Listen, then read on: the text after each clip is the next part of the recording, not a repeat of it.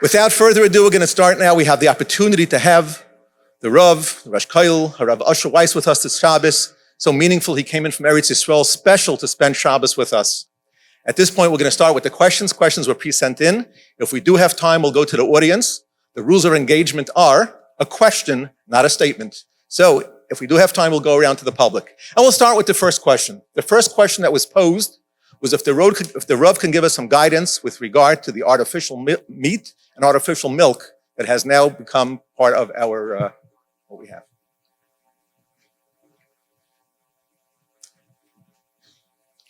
So good work to all of you. And before answering the question, I have the microphone, so I might as well take advantage. And I just want to We'll take care of that. I just want to say a few words, how much this means to me. I've been at this conference since the second conference, which Dr. Friedman says really was the first. And it means a lot to me. In this week's Parsha, we have the mitzvah of Verapo Yerapeh, heal. And Chazal teach us, Zakeli vanveyu havei domeh lo. How could a person emulate HaKadosh Baruch Hu? Mahu rachum, afata rachum. HaKadosh Baruch Hu has mercy, you should be the same. There's another Gemara in Sotah Daf Yud Daled explaining another pasuk. Achrei Hashem Elokechem telechun, v'chi efshar laleches acharav, haloi eish oichelo hu, halech b'drochav. Mahu mevaker cholim, אף אתה בקר חולים. מהו חוינן דלם אף אתו חנוין דלים? Are these two Gemaras the same? They cannot be the same. Because the wording is different and they explain two different psukim. What I think is this. Some people are compassionate, but for some reason, they don't engage. Good people, caring people, compassionate people, they don't get involved for some reason. On the other hand, we know some people that are busy with chesed day and night, but when you get to know them, they're not really caring people. They don't really have compassion. So why are they engaged in Masim Tovim? Maybe they're great tzaddikim and they know how important it is. A good Jew needs to understand two sides of the same coin. To emulate HaKadosh Baruch Hu, ze kelim va'aveyu, be like him. He is compassionate, you should be the same. Achrei Hashem Elokechem telechem, do what he does. Mahu mevaka choilem, choinen dalim, menachem avelim. You should be caring and compassionate. That is not enough. You need to engage. You need to be helpful. And those are two sides of the same coin of emulating HaKadosh Baruch Hu. ויעל מוישה ויהרן ונודב אביהו אל ראש ההר, ויחסו אס אלוקי ישראל, ותחס רגלוב כמעשה לבנס הספיו. There's an amazing Yonasan ben Uziel. What was that brick? Bnei Yisrael worked b'chomer u'b'ravenim. There was a young woman working her head off, and she lost a baby, she lost a fetus. And the blood of that unborn child was soaked into a brick. And HaKadosh Baruch Hu sends down Malach Gavriel to bring that brick up to the heavens. And it becomes part of the Kisei HaKavod. And that is Kemase Livnas Asapio. HaKadosh Baruch Hu feels our pain. He knows our suffering, and he cares, and we should be the same. And that is what Chemed is all about. This unbelievable undertaking is so important to all of us. And I'm always amazed whenever I meet our dear and beloved friend, Dr. Friedman, such a soft-spoken individual, such a fine and kind person. How was he successful in developing this huge, amazing project? And my bracha to you and to your entire staff and to all of us. It takes a village, and we should see this village come to be. So thank you for having me here all these years, and I look forward, b'siyata d'shmaya, moida al'ova v'tzoyek ala'osed. We should be able to keep it up for many wonderful years to come. So regarding the question about this cultured meat and this new milk, Minchas Osher Chelik Daled, 6 tshuvas from Ayin Daled to Ayin Tes.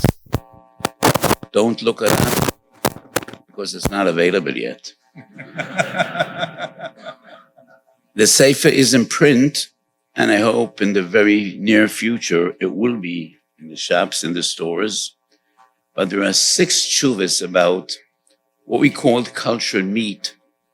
And I insisted from day one, it's fleischig, and it could only be developed from a kosher animal, la'achar shchita. Because it is based on stem cells from an animal. And even though those cells are microscopic, it is fleischig because it comes from an animal. Even though it wasn't born in a natural way. So I quoted various Gemaras, Menachas Samachtes, grain that came out of the heavens, Sanhedrin Nuntes, meat that fell out of the sky. Grain is grain, meat is meat, regardless how it came to be. So I think all cultured meat is fleischig. This new milk product is different because it is not made of milk in any way. So a company, I think they call themselves Remilk, has developed a yeast, and they were successful in producing whey. Whey is a protein which is in natural milk. Natural milk is about 87% water. 1% calcium. I think it's 3.7% protein, has some fat. And all the company was successful in doing is producing whey, which is 0.7% of milk. Another company takes whey, which is a protein, adds on water. Not the natural water that is in milk, but water. Sugar instead of lactose, coconut oil instead of natural fat that is found in milk. And the product is amazingly similar to milk, but it has nothing to do with milk. It doesn't come from milk, neither does it come from a cow, and therefore it would not be milchig. The problem would be marasayin, but that is no different than soy milk. And dealing with marit ayin, the Gemara already says, if there is a heker on the table, like the scales of fish or the shells of almonds, that would take away the problem of marasayin. So we have quite a few substitutes of milk. Nothing is as good as this new artificial milk, but it is not milk, and therefore, in my opinion, it would not be milchig. Marasayin is a separate question, which is relatively easy to deal with. Our next question for this evening, for the Rav, what is the earliest time a doctor can daven coming to the hospital? And the second part of the question would be, What's the halacha with regard to being patur from davening? It's oisik b'mitzvah, patur min mitzvah. Any doctor treating patients is definitely defined as oisik b'mitzvah. And not necessarily chodesh yesh b'sakona. Healing is a mitzvah. Alleviating pain is a mitzvah. And a great mitzvah, as I mentioned just a few moments ago. So a doctor administering medicine definitely is defined as a oisik b'mitzvah. Even if he is getting paid, in Siman Lamed Cheshach and Ochar HaChaim, we're dealing with soifrei stam, a soifer that writes tefillin and mezuzahs. Even if he's getting paid, is still a oisik b'mitzvah poter min ha-mitzvah. We assume that a doctor works not because of his pay. If he would be out to make money, he would not choose medicine. There are other professions in which you could make much more money with much less investment than medicine. People deciding to dedicate years upon years of training and working very hard till you get to the top. It's not about money.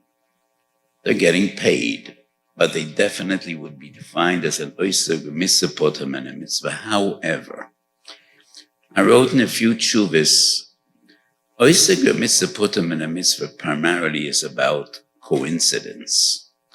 But a person needs to plan and work out his routine. He should be able to be kayim mitzvahs. So I think it is wrong for a doctor to start his job every day b'alois shachar and not ever daven shachars. Well, on one hand, I'm an oisik b'mitzvah, but all the sources of oisik b'mitzvah, poter min ha-mitzvah, deal with coincidence. You found an Aveda, you need to care for the Aveda, and you will be engaged in caring for the Aveda, and Oni stretches out his hand and asks for tzedakah, pruta de Reb Yosef, oisik b'mitzvah poter min ha-mitzvah. But you need to plan your day in a way to be able to b'kayim your mitzvahs. Your routine needs to be a routine of avodas Hashem. So if you're called and you have an emergency and you're in the clinic, in the hospital, you're poter min ha-mitzvah. If you need to work every day in the morning, you could daven after alois hashachar. You cannot daven before the alois. So I can't speak about hours and minutes because I don't live here, so I'm not aware when the alois is. But after the alois, you could daven shachris even before you put on tefillin. As you all know, one should not daven before the nights. So try to work out your day to be able to daven after the nights. If it's impossible, you could even daven on a steady basis after the alois. But try to plan your day in a way you should be able to daven, preferably, if possible, to daven with minyan. So if you have a private clinic and you're seeing patients in the afternoon, try to be able to daven mincha and marav, if you can, with a minyan. So when you plan your day, if it is within your power, you need to plan your day. You should be able to fulfill all your mitzvahs, daven, but if it cannot be, if it's coincidence, you're treating patients, poter min ha-mitzvah, and you're poter for mitzvahs tefillah. We live in a time where Kabbalah is becoming more popular in our culture. How does this coincide with halacha?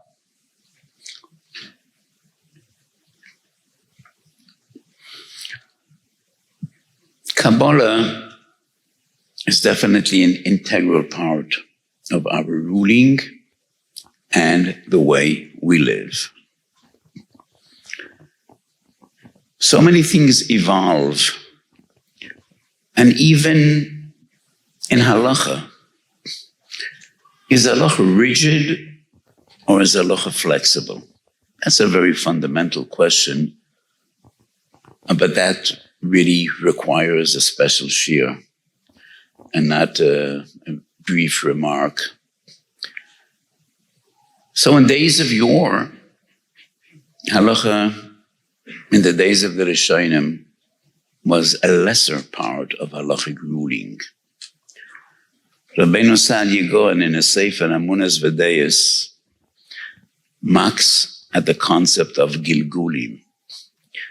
But after the Ari HaKadosh came to the world, and we have Shar HaGilgulim of the Ari, it has become part of what we believe and the way we live. I'm just bringing an example. There's a huge discussion. Was the Rambam a Makubal or not? Well, the Moreh Nevuchim is not about Kabbalah. The Rambam was the greatest Jewish philosopher in history. Following in the footsteps of Rabbeinu Saadia Gaon, they wrote the Amunas V'Deis. And the Rambam's Moreh Nevuchim is probably the most substantial and important philosophical work of Gedolei Yisrael. The Migdal Oiz on the Rambam and Hilchos Yesod HaTorah argues that the Rambam was a Mekubal. The Abarbanel has a story that in his later years, the Rambam was exposed to Kabbalah, and he even said he would rewrite the Moreh Nevuchim, which is a bit strange. The second Ishbitzer Rebbe, the first Rebbe of Ishbitzer, who was a break-off of Kutsk, was the Meir Shiloach. His son wrote the Beis Yaakov. And he has a fascinating introduction to his Sefer, proving from various sources that the Moreh Nevuchim, that the Rambam was a Mekubal. Milanu Godel, then the Ari HaKadosh. And the Ari HaKadosh writes that the Rambam, his Shoresh Neshama, was not from Kabbalah. So in days of yore, there were the Mekubalim and the philosophers. And these were two different camps. The Beis Yosef is the one that really brought Kabbalah to the forefront. And many Piskei Halacha and Shulchan Aruch are based on the Zohar. Dozens. And I compiled a great many halachas that are based on Kabbalah. The most well-known is the Psak of the Beis Yosef, we do not put on tefillin Chol HaMoed, and that is based on the Zohar. What the Beis Yosef did with the Zohar, the Magen Avraham did with Kitvei Ha'ari. And the Magen Avraham was the most important Ashkenazi commentary on the Shulchan Aruch. Quotes the Ari quite often. So Kabbalah is, in a way, part of our halachic ruling. And the Mishnah Berurah in Simach Chof Hei quotes the Knesset Agdola, Benvenisti, and trying to figure out when Kabbalah is relevant in halachic ruling. When there is no clear verdict, but a machlokes between Poskim, we follow Kabbalah. So Kabbalah for ages, for hundreds of years, primarily since the Beis Yosef, has become part of our halachic ruling. What is problematic is who is authorized. So in our day and age, we have so many self-proclaimed Mekubalim, and most people don't have the means to verify. Are they real or not? Do they know what they're talking about? Or is it just fantasy and tales? So we need to be very careful and follow halachic ruling of well-known Gedolei Torah and Talmidei Chachamim, and not to follow the magic of self-proclaimed Mekubalim. I think that is the way I would phrase it, and I would not like to say more than I already said. Is there a role in palliative care and or hospice care in our community? I think palliative care is extremely important. It is a grave mistake to associate palliative care with killing people. Doctors that administer palliative care are a huge service to the families and to the ill. Palliative care is about alleviating pain, and that is so essential and so important. There is a misconception that palliative care is neglecting medicine, not trying to save lives, and maybe sometimes that is the case. So our primary goal in medicine is to save life and to preserve life. But it is equally important to alleviate the pain of people that are gravely ill. Anyone that was with a loved one and a family member dying from cancer or many other ailments knows how important palliative care is in treating pain and making the ill more comfortable in the last stages of their life, which in no way should justify neglecting treatment and not trying to preserve life. Without going into details, and I don't think we could go into details about end-of-life medicine, sometimes, yes, sometimes it is justified to let HaKadosh Baruch Hu do what he does, and not always are we required to fight and to lengthen a person's life if he's terminally ill and in great pain, but we cannot go into details. But in any event, preserving life on one hand and prolonging life, and on the other hand, alleviating pain is extremely important. And that is what palliative care actually is. When my late wife was dying from cancer, I asked the nurses to give her more morphine. So sometimes morphine could hasten one's demise, which is in most cases questionable. But even if it does happen, we need to treat pain. One of the greatest doctors I know was Dr. Yaakov Harel, who was a hematologist in Shaare Zedek. Maybe some of you got to know him. A big Yerei Shamayim and a top doctor. And he was Meshamish of Moshe Feinstein. And Moshe clearly told him, you need to treat pain. And if need be, you need to give morphine, even though it might hasten a person's demise. It's not what we initiate. It's not what we're trying to do. But you cannot see a person in terrible pain and suffering and not do your utmost to try to cure and to alleviate his pain. So I think we just need to dispel this misconception that palliative care is about neglecting patients and preventing treatment. Palliative care is about taking care of patients, alleviating their pain, and letting them keep on to their dignity in the very last stage of their lives. So I think it is very important. I don't know whether Chemed offers palliative care, but I do think it's extremely important if administered in a halachic way. Speaking of pain, can the Rav expound a bit with regard to taking pain medicines at a low level, such as Tylenol, Advil on Shabbos, and step 2 with regard to other type of medications such as Ritalin and whatnot? So generally speaking, I am somewhat of a makel in the entire area of shchikas samemonim. There's an interesting Tosfos quoting Rabbeinu Tam in Beit Sedaf Lamed Ein metapchen ve'ein meragdin. One of Chazal's decrees, you cannot dance, you cannot clap your hands on Shabbos.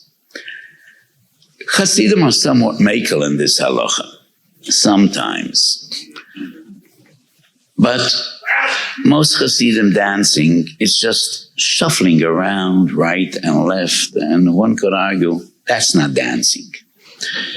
If you want to know what dancing is, go to a chassan of yeshiva boys, and you'll see what dancing really is. So by Shalashudas, when you sing and you shuffle back and forth, through and fro, that's not the issue of ein maragdin. But the Rabbeinu Sam says, why will Chazal metaken and geyser ein maragdin ve'ein metapchen shem yetaken klei shi'eba? We don't have the means. The average person doesn't know how to fix instruments, and therefore this issue no longer applies. And the Beis Yosef disagrees, because one of the fundamental rules in Halacha is any rabbinical decree, even though no longer reasonable, is still intact. And that is why the Shulchan Aruch does paskin ein metapchen ve'ein maragdin. You don't clap your hands and you don't dance on Shabbos. However, I brought sources in my Chuvas. When a rabbinical decree is no longer that reasonable, our tendency, our netiya is lahakel. If there are opinions to rely on, lahakel. But the netiya is lahakel. And that is the reason why basically I am somewhat of a makel in the area of shchikas hamamonim. Just like ein ano bekian betikun klei shia, ein ano bekian b'shchikas hamamonim. So in days of yore, medicine was all about food. And in many sources in Shas, we find this vegetable is good for this ailment, and that one is bad, and this is good. Fish are bad for your eyes, and it was all about food. But today, the average person in his home can't prepare medicine. So it's still a relevant halacha, but I am somewhat makel.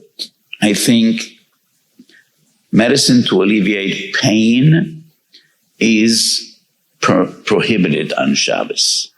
So if you have a mild headache, you cannot take aspirin or Tylenol or whatever it is.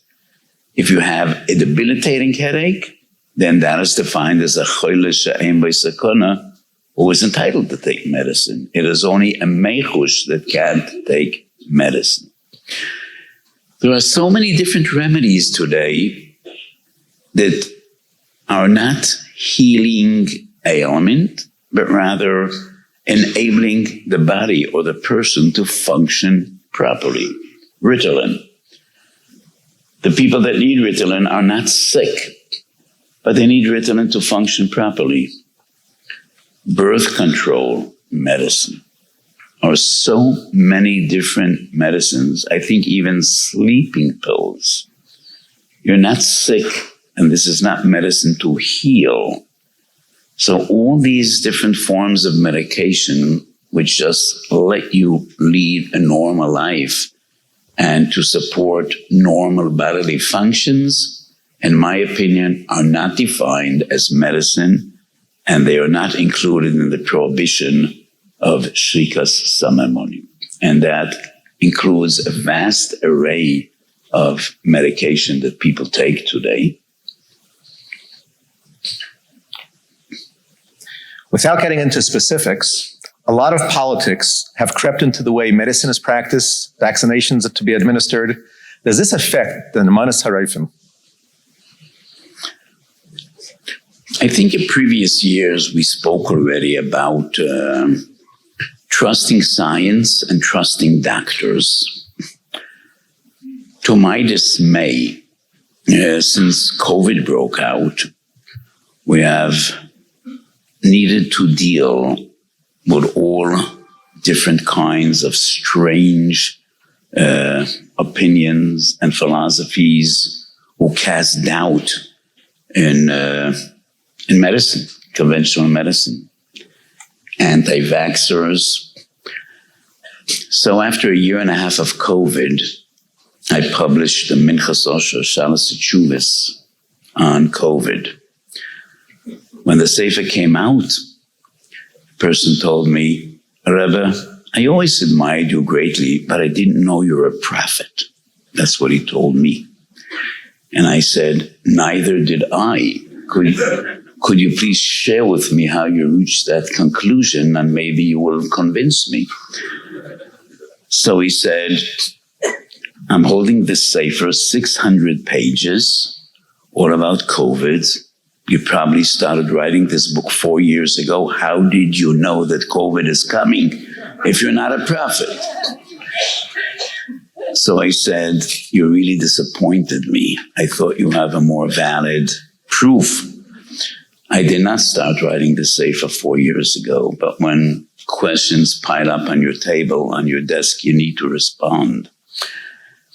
So we had to deal with these anti-vaxxers and anti-vaccinations, and I came to the conclusion you can't even have a dialogue with these people. They are so bent on what they believe, but Nemonas HaRoifim is clear in Halacha. Tofrei Shud Ches in Shulchan Aruch, dealing with Yom Kippur, who needs to eat. Clear halachas. You consult doctors, and you rely on what doctors say. We're dealing with the Issa Koreis of Achille B'Yom Kippurim. The same is in Hilchas Shabbos. You consult doctors. The same is in Hilchas Nida, and that's a Gemara Nida Daf Chov Beis. Rabbi Eliezer ben Tzodek says, question came to my father. He consulted the Chachamim. Chachamim consulted the doctors. Yes, we must rely on doctors, and we must rely on present-day mainstream science. Politics gets in the way, as in many other fields, and I always try not to discuss politics in public. I may have my opinions, but no one put me on this stage to hear my political views. And I think it is so important, as yes, we need to trust mainstream medicine, mainstream science, and if you won't trust doctors, then you are in a very unsafe and very hazardous place. So, yes, and this present administration in America is somewhat sometimes strange, I would say, trying to voice my words or choose my words mildly. And yes, you need to trust mainstream medicine, and that is clear in Halacha. There was a situation where an insurance company was willing to pay for an open heart surgery in a certain hospital. The care that this patient was being given, his primary care physician for his situation, pushed him to go to a much better hospital that would certainly be beneficial to the patient. However, they did not have prior authorization from the insurance company to go to that other hospital, but it was imperative to have the surgery immediately. So they spent time on Yom Tif, calling the insurance company, working out the details. Were they permitted to make these calls on Yom Tif? They could have just paid out of pocket this enormous sums for this hospital, or did they do correctly by being in touch with the insurance company on Yom Tif and making sure it got approved? So let me just once again explain the question briefly.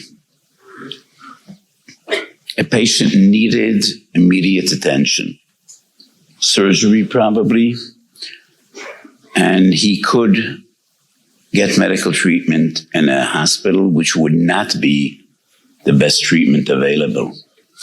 In order to get a better surgeon, better medical care, there was a need to turn to a better facility. And that could be done by paying, did you say an enormous amount of money or a big amount of money? or being Mechala Shabbos, to get insurance. And this is a very serious and grave question. We need to go out of our way to prevent Chilul Shabbos. But to what extent? On one hand, Pikuach Nefesh not only permits but necessitates Chilul Shabbos. And Chilul Shabbos, to save a life, is a mitzvah. How much effort, how much expense do we need to exert to prevent Chilul Shabbos in a case of Pikuach Nefesh? If we're dealing with Erev Shabbos, this is a well-known discussion. Tshuvas Chasam Sofer, I think, Siman Shin Lamed Daled in Yoredeya. The Mishnah Brura, Reish Mem Ches, deals with a soldier, a Jewish soldier in the Russian army. And if there's a corps that he needs to, something that needs to be ready by Shabbos noon, the Mishnah Brura says you need to make every effort to do whatever you could do Erev Shabbos to prevent Chilul Shabbos, even though it was a Pikuach Nefesh situation, because in the Russian army, if you didn't follow orders, your life would be in jeopardy. So a person definitely needs to do whatever he can do Erev Shabbos to prevent Chilul Shabbos on Shabbos in a Pikuach Nefesh situation.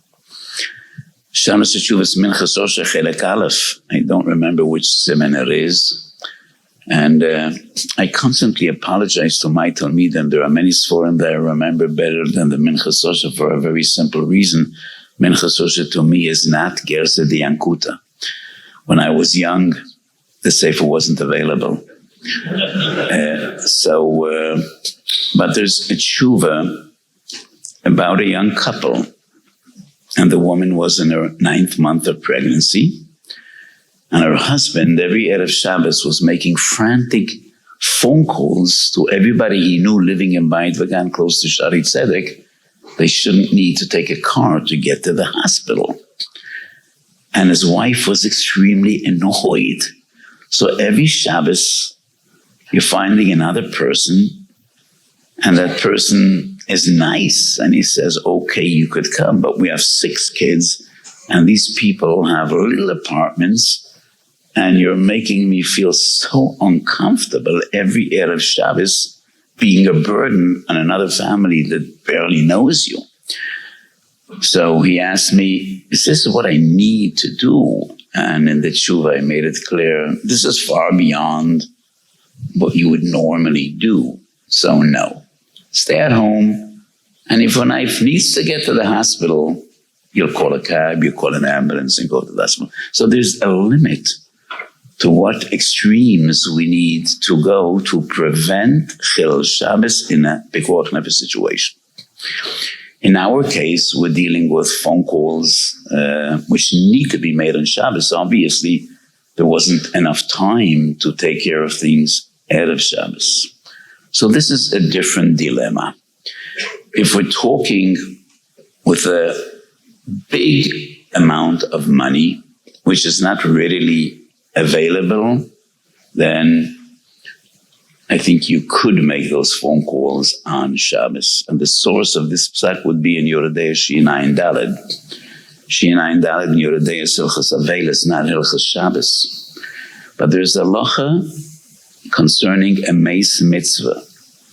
A kohen is not only allowed, but he is obliged to expose himself to tumas meis, to take care of a meis mitzvah.